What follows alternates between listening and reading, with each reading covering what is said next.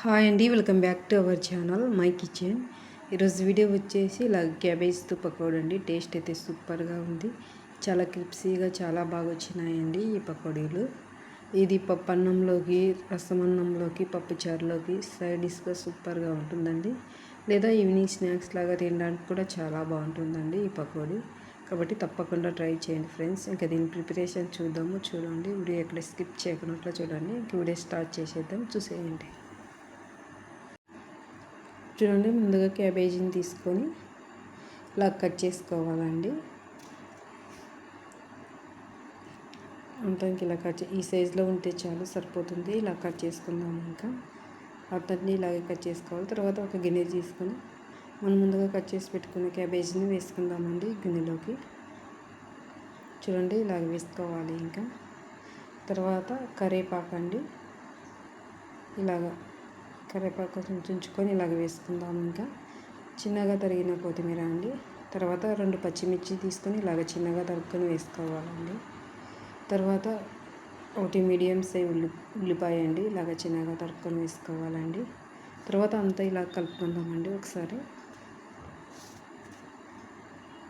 తర్వాత ఇంకా శనగపిండి వేసుకోవాలండి. ఇందులోనే నేను పిండి పట్టించేటప్పుడే బియ్యం వేసాను కాబట్టి సపరేట్గా బియ్యం పిండి అయితే వేయడం లేదు, 2 కలిపి పట్టించాను. ఇలాగ శనగపిండి వేసుకోవాలి. తర్వాత 1 స్పూన్ సాల్ట్ వేస్తున్నానండి ఇక్కడ. తర్వాత వంట సోడా కొంచెం ఇలాగ వేసుకోవాలి తగినంతగా. తర్వాత గరం మసాలా కొంచెం వేస్తున్నానండి. తర్వాత ధనియాల పొడి, కొంచెం పసుపు వేసుకుందామండి. తర్వాత ఇలా కొంచెం పసుపు వేసుకోవాలి. 1 స్పూన్ జీలకర్ర, తర్వాత వాము అండి. ఇలా కొద్దిగా తీసుకొని ఇలా చేత్తో నలుపుకొని వేసుకోవాలి వాము.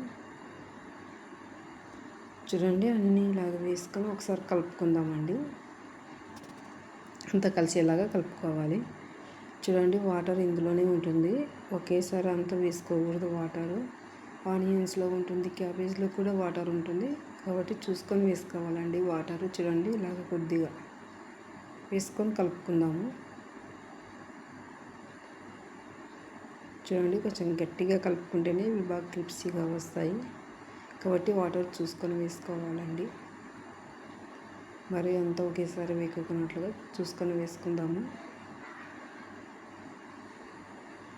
అంతా ఇలా కలుపుకోవాలి అండి. ఇంకా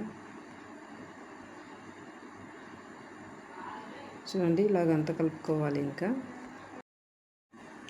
చూడండి, తర్వాత స్టవ్ ఆన్ చేసుకొని కళాయి పెట్టుకొని తగినంతగా ఆయిల్ వేసుకుందామండి. ఆయిల్ హీట్ అయిన తర్వాత ఇందులోకి ఇలాగ పకోడీలాగా వేసుకోవాలండి. చూడండి, ఇలాగ వేసుకోవాలి. ఇంకా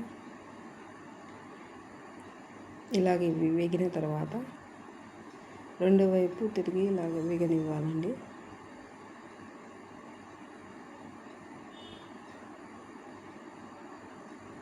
ఇలాగ రెండో వైపు ఇలాగ వేగనివ్వాలి.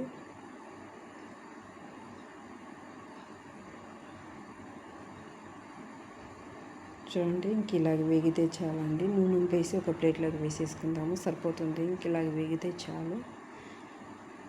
నూనె వేసి ప్లేట్లోకి వేసేసుకుందామండి. చూడండి, ఇంక ఇలాగా ఒక ప్లేట్లోకి వేసేసుకుందాము.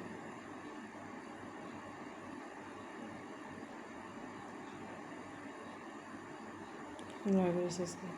తర్వాత సెకండ్ వైపు కూడా ఇంక ఇలాగే వేసేసుకుందామండి. చూడండి, ఆయిల్ బాగా హీట్గా ఉంది, మంట మీడియంలోనే పెట్టుకొని వేయించుకోవాలి వీటిని. ఇలాగ ఒకవైపు వేగిన తర్వాత రెండో వైపు ఇలాగ వేగనిద్దాము. ఇంకా ఇలాగ వేగిన తర్వాత ప్లేట్లోకి వేసేసుకుందాము. చూడండి, ఇంక ఇలాగ వేసేసుకోవాలి. అంతే అండి, ఇంకా క్యాబేజీ పకోడీ రెడీ అయింది. చూడండి ఫ్రెండ్స్, ఇంకా